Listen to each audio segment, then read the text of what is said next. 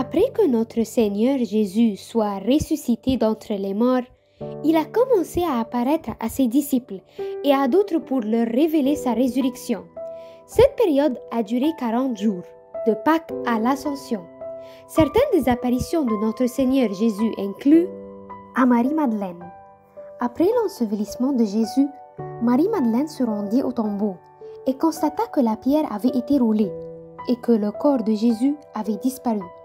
Elle se mit à pleurer et Jésus lui apparut en lui demandant « Pourquoi pleures-tu » Elle pensa qu'il était le jardinier et supposa qu'il avait pris le corps. Mais quand il l'a appelée par son nom Marie, elle le reconnut immédiatement et se réjouit. Aux autres maris, Marie-Madeleine et d'autres femmes se rendirent au tombeau et trouvèrent des anges qui leur dirent que Jésus n'est plus là, car il était ressuscité. Elles coururent alors annoncer la nouvelle aux disciples, et en chemin, Jésus leur apparut. Remplies de joie, elles saisirent ses pieds et l'adorèrent. Jésus leur demanda ensuite de dire aux disciples de se rendre en Galilée où ils le verraient.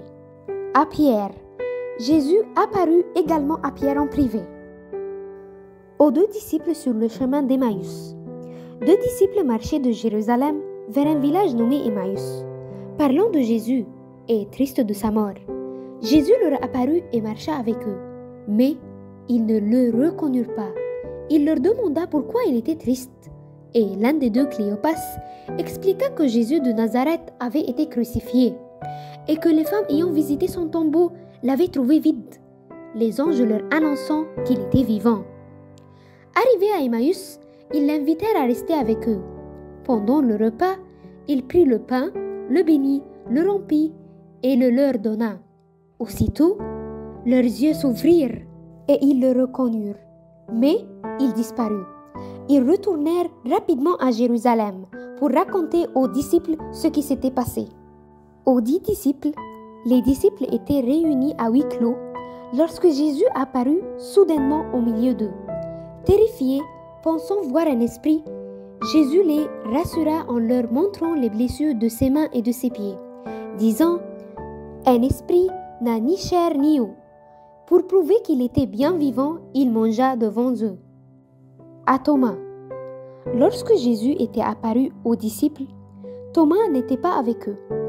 Quand ils lui dirent qu'il avait vu le Seigneur, il refusa de croire, disant « Si je ne vois pas dans ses mains la marque des clous, si je ne mets pas mon doigt dans la marque des clous et ma main dans son côté, je ne croirai pas. » 8 jours plus tard, Jésus apparut de nouveau alors que Thomas était présent. Il lui dit « Avance ton doigt ici et regarde mes mains. Avance aussi ta main et mets-la dans mon côté. » Thomas crut et Jésus lui dit « Parce que tu m'as vu, tu as cru. Heureux ceux qui n'ont pas vu et qui ont cru. » Aux disciples au bord de la mer de Tibériade. Un jour, Pierre alla pêcher à la mer de Tibériade avec quelques disciples, mais il ne prit rien. Jésus apparut sur le rivage sans qu'ils le reconnaissent. Il leur dit de jeter le filet du côté droit de la barque, et ils attrapèrent tant de poissons qu'ils pinèrent à les remonter. À ce moment-là, ils réalisèrent que c'était Jésus. En arrivant au rivage, Jésus leur avait préparé du pain et du poisson et mangea avec eux. Aux 500 frères. Paul mentionne dans 1 Corinthiens que Jésus apparut à 500 croyants en même temps. À Jacques. Paul indique aussi que Jésus apparut à Jacques, l'un de ses disciples. Sur le mont de l'Ascension.